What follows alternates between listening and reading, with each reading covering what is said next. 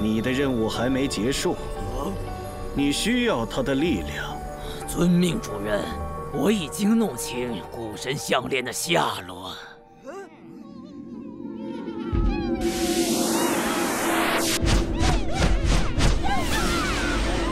这个时空的船长好奇怪啊！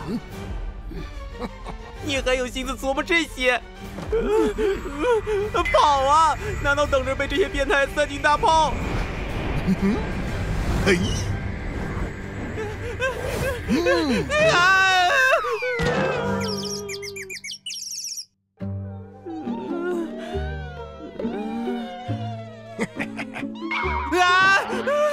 你说我是变态？这是我们的工作。我们与深海古神签订了契约，把迷失的游魂送回巨门漩涡。海盗可不做赔本买卖。哟，小丫头还挺懂行。我是为了换取古神项链，让死去的船员兄弟们能继续以幽灵形态待在我身边。项链归我了！打古神项链主意的人我见多了，肯直接对我出手的，你倒是第一个。把彩虹能量核心还我！你们也在？哼！你到底想干什么？主人的计划，你们这群蝼蚁没资格知道。看到没？这才是典型的变态反派。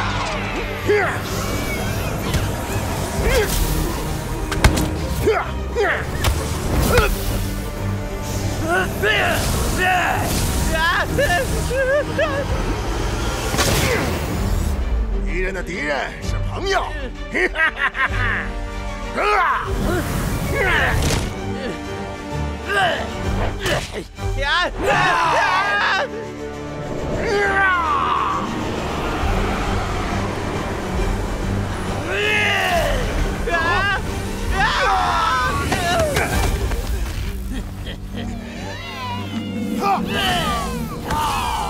绝不能失去项链，否则我就再没有机会弥补过错了。过错。当初要不是我执意要前往危险海域寻宝，也不会遭遇海妖。谁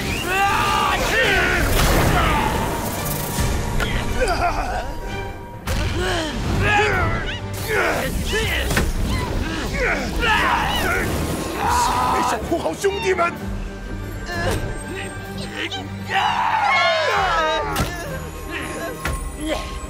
只有我的主人才配驾驭它。刚刚有机会夺回你的能量核心，为什么放弃了？我只是觉得项链对你们更重要。看来我们都是一类人呐，我必须得尽快夺回项链。啊！